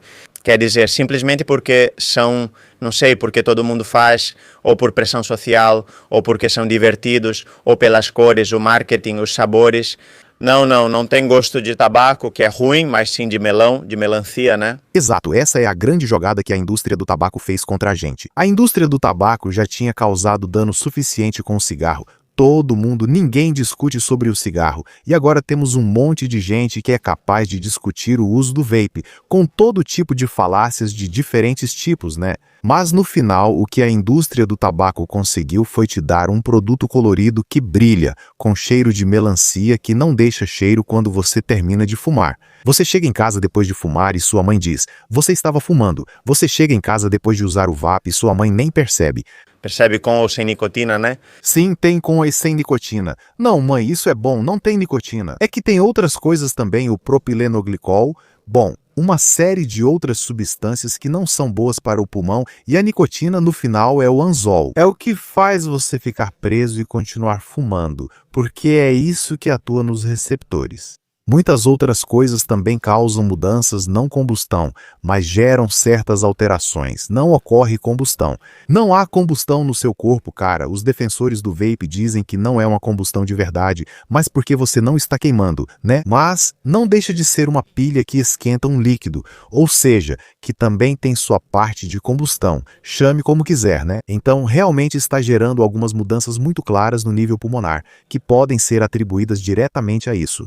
E esse é o golaço que a indústria do tabaco marcou na gente para que deixemos de lado e deixemos o cigarro em paz. E digamos, se isso é muito melhor, colocamos cores, colocamos sabores, colocamos...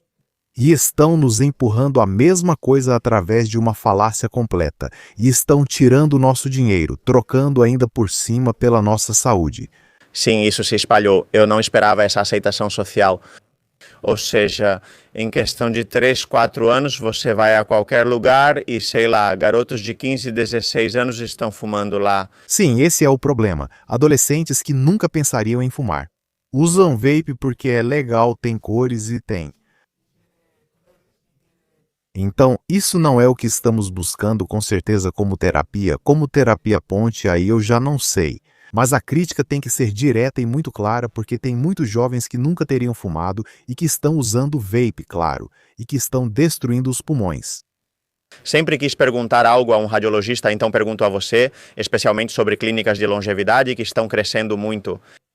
Pois uma das ferramentas que se usam é o diagnóstico ultraprecoce, tentar diagnosticar tudo o mais cedo possível. Não, e isso começa a ganhar força. Não tanto na Espanha, onde há algumas, mas sim em outros países da Europa e nos Estados Unidos. De ressonâncias de corpo inteiro preventivas para longevidade, não? Sim, isso evidentemente eu que sou médico sei que terá. Sim, podem ser encontradas coisas úteis. Por exemplo, se outro dia eu conversava com um colega que tem uma dessas clínicas que dizia não. É que encontramos aneurismas que clipamos e que provavelmente ou não salvaram a vida do paciente, né? Sim. Mas depois também eu discutia com ele sobre o que acontece com os incidentalomas, o que acontece com a iatrogenia derivada do tratamento inadequado desses incidentalomas, se for o caso, né? O que acha disso? Quais os prós e contras? Bom, está muito claro, tanto o pró quanto o contra. Eu, por um lado, quero convidar a reflexão de que há muito marketing por trás disso. E, obviamente, não é por acaso que isso virou moda nos Estados Unidos, e não é por acaso que a moda começou nos Estados Unidos.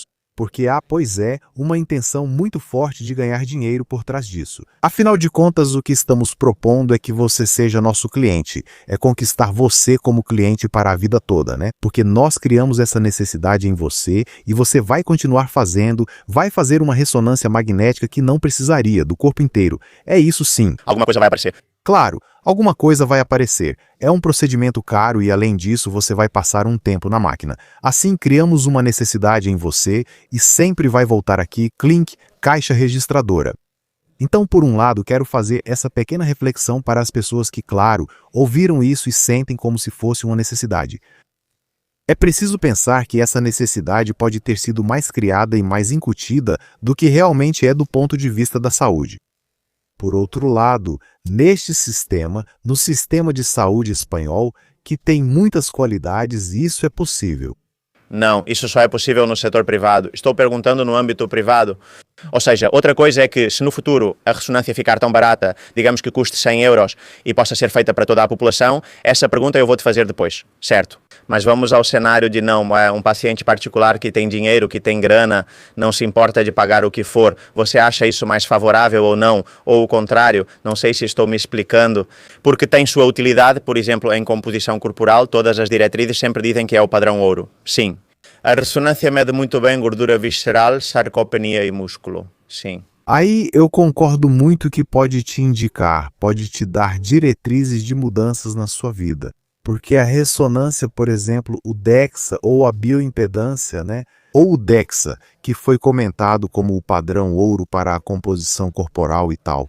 Claro, o DEXA te mostra os percentuais de composição e te diz, bem, você tem tal percentual de água, tal percentual de músculo, tal percentual de gordura. Ok, mas como eles estão distribuídos? Onde está cada parte, né? Isso quando foi feito com o IBAI antes da mudança física que gerou tanto o DEXA. Você disse. Sim, foi feito um DEXA que usa radiação. Eu disse para ele tomar cuidado, pois seu público tem muitos adolescentes e você está incentivando um exame com radiação. Claro. Mas enfim, da bioimpedância, por exemplo. Claro, ele fez isso de maneira completamente, vamos dizer, positiva, e na verdade acho que a mensagem que ele transmite é sensacional, né? A mudança física que ele fez, tomara que haja mais influenciadores nessa linha e não fazendo propaganda do Burger King. Mas a questão nisso é que a ressonância magnética também te permite saber onde está essa gordura. Não, nem toda a gordura é aquela que vemos embaixo do abdômen. A gordura que fica ao redor dos órgãos também inflama os órgãos e é tóxica. E principalmente o músculo, a gordura que infiltra o músculo. Não é a mesma coisa um músculo completamente formado por fibras musculares e um músculo que começa a ter infiltração de gordura. Esse músculo não tem a mesma funcionalidade que um músculo perfeito, né?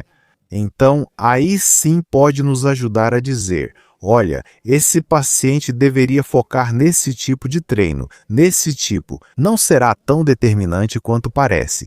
No fim, o importante é treinar, alimentar-se bem e descansar. Ou seja, não acho que isso vá mudar tanto as regras do jogo quanto pode parecer no marketing. Sim, mas é interessante. E acima de tudo, desculpe, em nível cerebral também estão conseguindo estabelecer uma idade cerebral. Claro, com as mudanças na ressonância e também em conjunto com a inteligência artificial é feita uma previsão e uma estimativa de qual é a idade do seu cérebro. E isso aí eu acho que é ainda mais interessante do que na composição corporal física. Porque isso realmente pode nos ajudar. Aos neurologistas pode ajudar a orientar o paciente para certas intervenções. Olha, talvez você devesse ter um pouco mais de contato social, ou talvez seria bom para você fazer algum trabalho matemático, ou talvez seria bom fazer algum trabalho de identificação, de estrutura, vai saber. E pode ajudar a retardar o envelhecimento cerebral. Obrigado. Talvez a pergunta fique mais interessante formulada assim. Se fôssemos uma sociedade com recursos ilimitados, onde a ressonância de 5 Tesla custasse, sei lá, 30 centavos e pudéssemos fazer em toda a população aos 20, aos 50 anos uma ressonância, você faria ou não faria? Porque evidentemente vamos ver muitos aneurismas que vamos clipar, vamos talvez encontrar tumores em estágio 1 que não teríamos visto, que vamos tratar, mas também vamos ver outras coisas que precisarão ser muito bem definidas.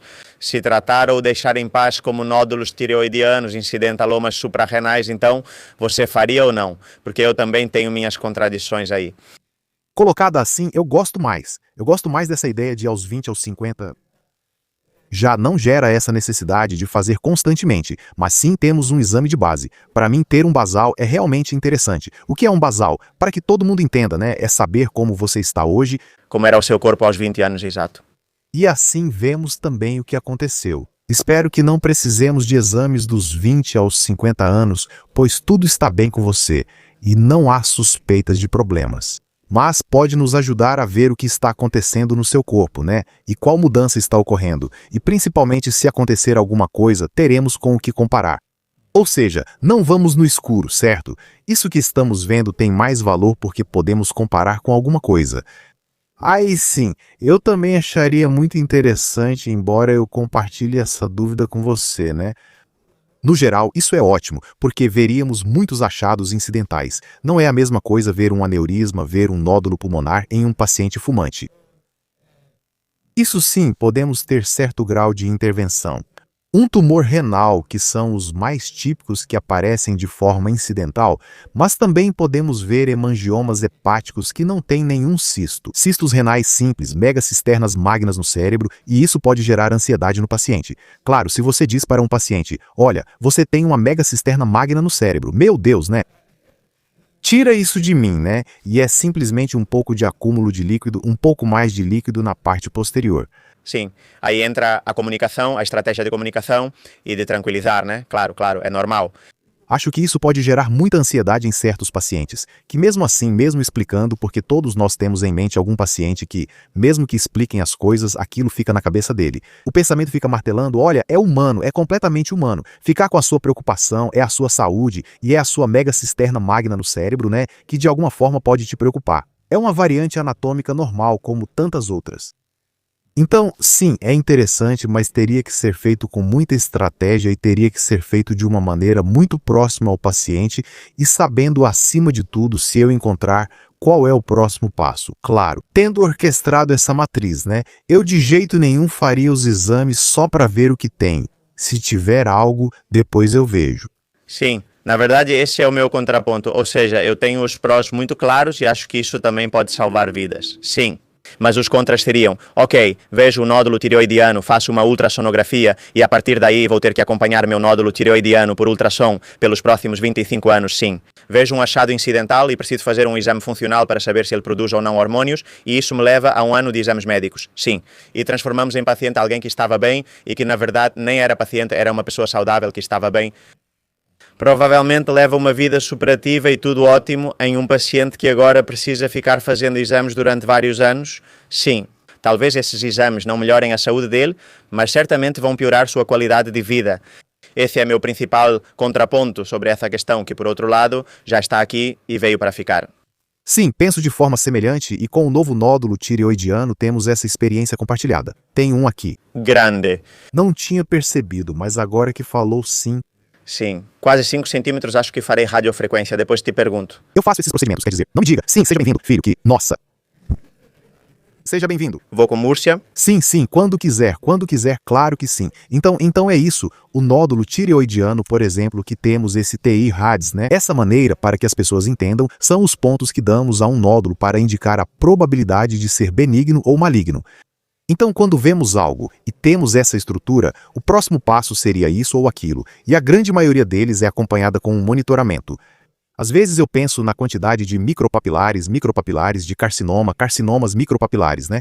E que estão ali e que isso não vai causar nenhum problema para essa pessoa durante a vida dela, e ela vai morrer de outra coisa com seu carcinoma micropapilar, sem nem saber que tem isso, e isso não vai causar nenhum problema para ela. E por outro lado, se a gente faz isso, se a gente faz uma punção, já tem um carcinoma micropapilar, tiramos parte da tireoide e estamos condenando essa pessoa, ou até mesmo tirando toda a tireoide e estamos condenando ela a tomar Eutirox pelo resto da vida. Olha, eu não sei.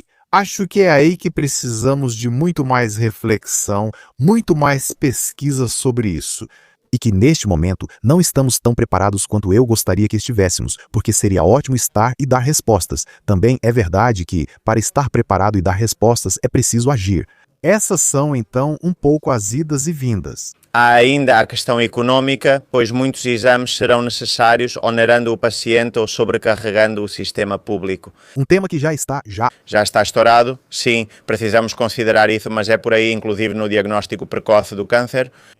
Agora no sangue é possível medir DNA e RNA tumoral, sim, e fazer diagnósticos ultra precoces de muitos tipos de câncer, ou seja, tudo acaba indo por esse caminho. Eu acho que vem aí uma época muito positiva, que a inteligência artificial também vai nos ajudar muito em tudo isso. Na minha especialidade, vai nos liberar tempo, né? E vai nos permitir fazer muito mais coisas do que fazemos hoje e vai nos liberar de tarefas tediosas, ajudando a torná-las mais humanas ou a fazer coisas diferentes que talvez não fazíamos antes. Ou seja, vai nos abrir outras oportunidades. Sim, eu penso nisso e digo, até bem pouco tempo atrás eu escrevi as análises tipo hemoglobina 9,7, hematócrito 50%, tal e tal, etc. E há algumas semanas eu pensei, por quê? Porque gastar 7 minutos escrevendo algo que a IA faria perfeitamente se posso dedicar esse tempo ao paciente? Claro. Acho que até nós médicos às vezes não percebemos essas coisas e é aí que devemos aproveitar a IA. Claro, eu já uso todos os dias. Ou seja, eu tenho a IA.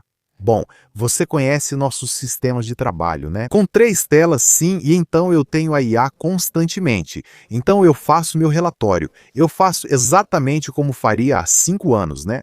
Quando nem se falava em inteligência artificial. Eu faço meu relatório, termino meu relatório do que estou vendo na tela, passo para a IA e digo: procure possíveis erros que eu possa ter cometido. Procure fatores de confusão que possam existir nesse tipo de patologias. Me sugira diagnósticos diferenciais que eu possa não ter considerado.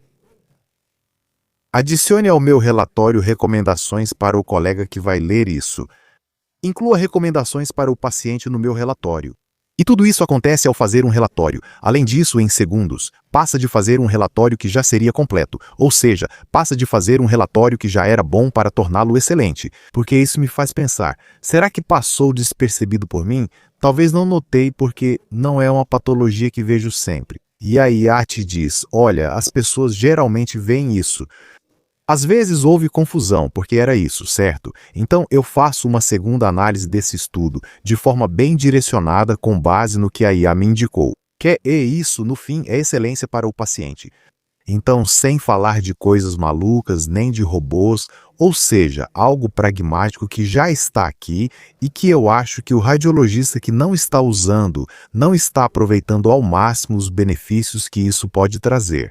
De fato, a IA hoje é mais precisa que o radiologista no diagnóstico de algumas patologias. É verdade que é uma ferramenta que precisamos levar muito em consideração. Precisamos levar muito em consideração e que devemos abraçar. Porque a capacidade dela de analisar uma quantidade absurda de imagens é algo impossível para um ser humano. Ou seja, quantas imagens a IA vê em segundos, que eu talvez precisaria de uma vida inteira para ver? Então, e que tipo de aprendizado ela tem, né? Ainda mais se estiver coordenada. Então, eu realmente acho que seria muito interessante, e é muito interessante que a gente a incorpore na hora de avaliar imagens, provavelmente de forma conjunta. E graças ao que a IA faz, isso também é cansativo para nós, radiologistas, ficar procurando nódulos pulmonares e passar 10 minutos olhando um pulmão de cima a baixo para ver se tem algum nódulo que possa ser um câncer. Então, se a IA faz isso e me permite trabalhar com mais orientação, vou fazer do mesmo jeito, mas depois da análise dela consigo seguir com mais segurança. E, acima de tudo, me permite dedicar esse tempo a outras coisas, procurar outras coisas, quando encontro algo e preciso interpretar, dedicar um pouco mais de tempo, comunicar melhor ou ligar para o meu colega, para o médico que pediu esse exame. E aí, olha, me parece isso. O que vocês acham? Tipo, se eu estou pensando isso, o que vocês acham? Faz sentido para vocês? Isso permitirá uma comunicação melhor e que possamos transmitir isso ao paciente. Se a IA me poupa tempo como radiologista, em vez de pensar que ela tira meu trabalho, devo dizer: sou radiologista, médico formado, venha à minha consulta e explico o que vi na sua imagem. Porque quem te conta é um médico que não foi quem avaliou. É melhor que eu te conte, tanto para você como paciente, quanto para a qualidade do sistema e sua percepção. Você vai entender e compreender melhor o que está acontecendo com você e poderá tirar dúvidas comigo, que fui eu quem fez esse raciocínio. De avaliar seu exame, então o radiologista que não usar a IA é quem vai ficar para trás. A IA é uma ferramenta excelente. Mas existem radiologistas contra a IA? Sim, tem de tudo, né? Como tudo na vida, sempre tem gente que não enxerga. É verdade que são poucos, e principalmente o que tem por enquanto são pessoas que não tiveram tempo ou oportunidade, porque eu tive muita sorte nisso. Mas tem gente que não teve a oportunidade de se formar de uma maneira sólida no uso da IA na radiologia, né? E eles vão ter porque têm vontade. Eles vão ter, têm vontade e aos poucos vão surgir cursos mais acessíveis. Já tive muita sorte, estive em Harvard com esse tema e tive muita sorte de poder. E haverá modelos que sejam específicos para a radiologia, eu imagino. Existem modelos específicos, e esses modelos específicos estão cada vez melhores. E vão nos permitir detectar com uma precisão muito maior e antecipar mudanças que o olho humano não é capaz de perceber, né? E isso, uma das ferramentas que conheci lá em Harvard, é para o diagnóstico precoce da demência. Claro, as demências. O que acontece no Alzheimer? Por que o tratamento do Alzheimer não é tão eficaz quanto esperamos? A hipótese que eles têm é que quando detectamos clinicamente, quando o paciente chega à consulta do neurologista porque percebeu algo ou os outros perceberam algo, já é tarde. Já existe um dano neuronal que não podemos reverter. Como resolver isso? Diagnosticando antes de ocorrer dano neuronal. Bom, então você e eu não é preciso ser médico para isso. Podemos entender que se eu começo a falar mais devagar, ou se começo a mover o dedo mais devagar pela tela, ou se eu paro com uma mensagem cada vez mais curta, vou andando e paro com uma mensagem que é cada vez mais curta. Se meus olhos se movem pela tela mais devagar, qualquer um pode entender que isso pode ser um sinal precoce de demência. Mas e você e eu? Como percebemos que nosso avô está movendo o dedo mais devagar pela tela? Até que isso se torne algo muito evidente, mas uma IA, um aplicativo de IA integrado no celular de todas as pessoas do mundo que observe quão rápido ou devagar o dedo se move, quão rápido ou devagar eu digito, quão rápido ou devagar eu falo. Sim, especialmente a mudança com o tempo. Claro, e passa a detectar esses padrões antes. Talvez o tratamento para Alzheimer ou Parkinson, ou como for chamado, funcione melhor, porque aquilo que o olho ser humano não era capaz de detectar, agora é possível interpretar e encontrar uma solução, graças ao fato de que a IA detectou. E eu também às vezes penso, por exemplo, em dermatologia. Será que o smartphone não poderia diagnosticar com muita precisão, usando IA, melanomas, vasocelulares, espinocelulares, sei lá, qualquer tipo de lesão dermatológica?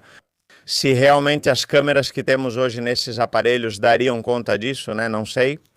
Olhando assim, vejo que minha especialidade é oposta à dermatologia.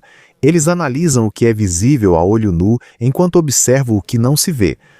Mas levando isso em consideração, eu vendo como ela interpreta o nódulo hepático, ou o nódulo pulmonar, ou uma lesão cerebral, ou o nódulo na mama, não. Vendo como ele faz, os padrões que segue e como analisa, dá para extrapolar perfeitamente para uma lesão dermatológica. Ou seja, a diferença entre o dermatologista e eu é que eu vejo o corpo por dentro e o dermatologista vê por fora, mas a IA no final pode estar...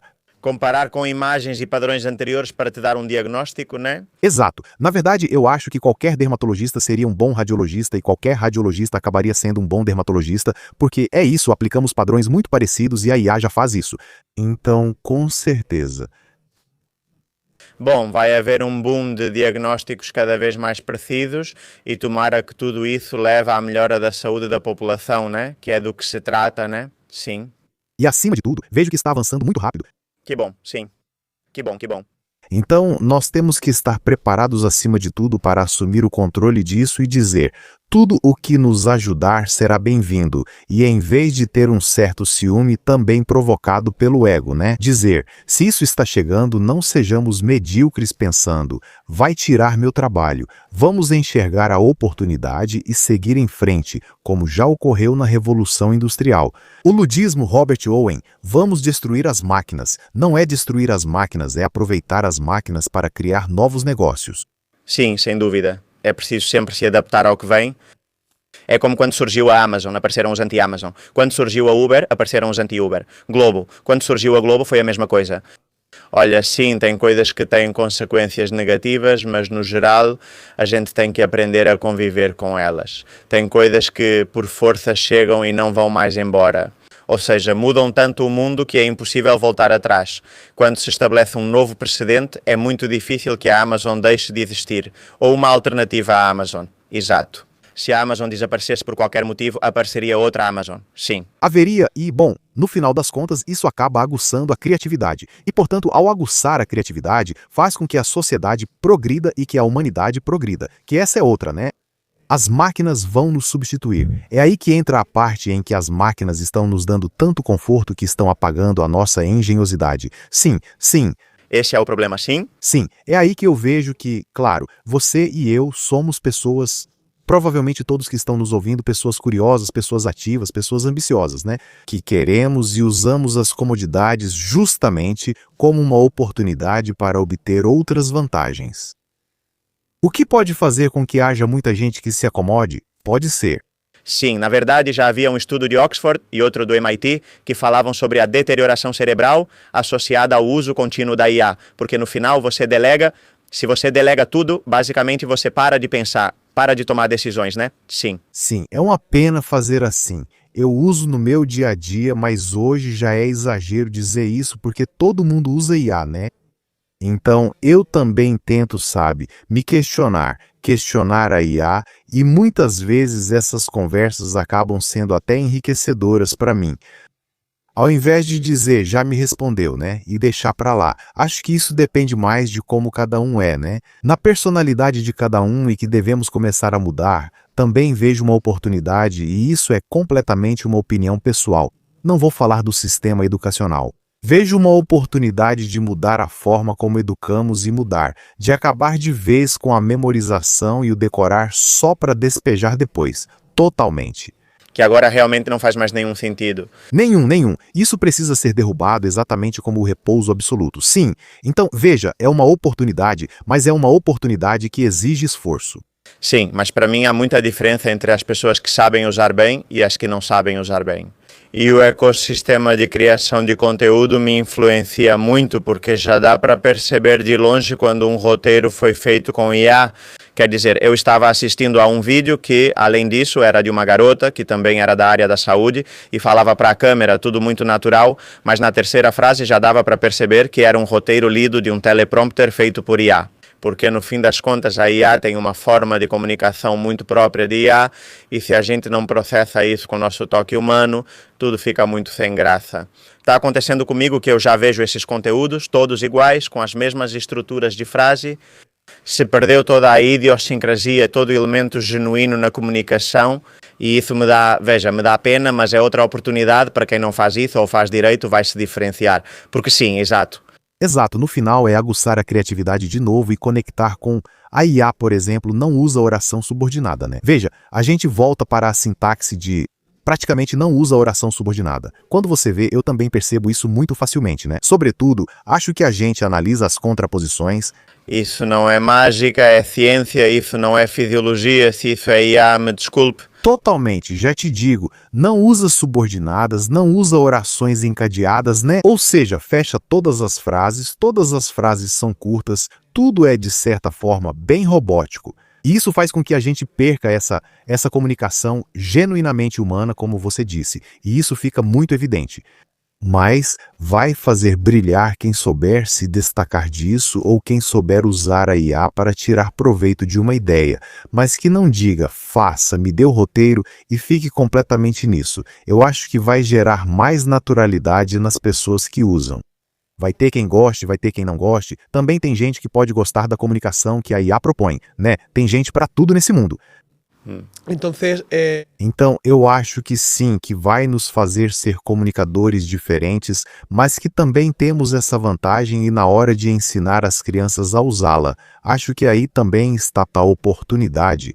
Eles vão aprender em 2 segundos comparado com a gente. Claro, mas ensiná-los a usar bem, sim, para que não haja esse brain rot, né? Essa podridão do ego. E acabou. Senão, há uma oportunidade muito forte no sistema educacional agora de banir a memorização, priorizar e começar a avaliar. Como uma criança resolve problemas, como uma criança gerencia suas emoções, como uma criança, consegue consertar uma mesa, sei lá, coisas que podemos começar a avaliar, claro. Não há limites com a IA realmente.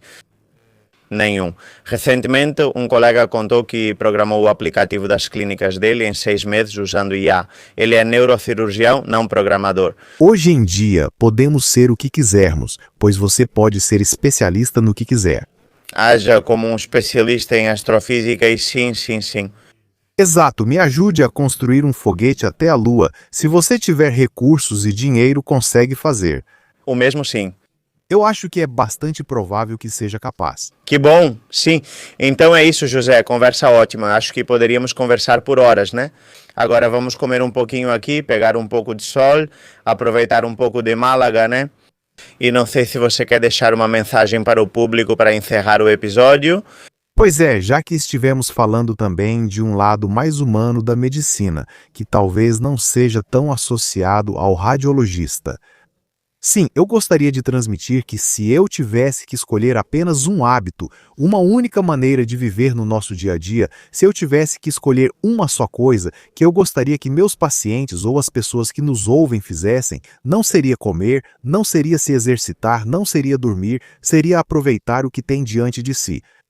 É ter consciência de que se podemos estar fazendo isso agora mesmo, é porque não temos um problema maior que está absorvendo nossa energia e tirando completamente nosso foco de atenção. Então, quando nos sentirmos mal, e é completamente legítimo se sentir mal em um dia, se sentir um pouco mais para baixo, que a gente lembre dessa sorte que temos de não haver um problema maior que esteja roubando completamente nossa energia. Cada dia que passarmos neste mundo sem esse roubo de foco, esse roubo de atenção, e mesmo quando isso acontecer, que sejamos capazes de aproveitar o que temos diante de nós.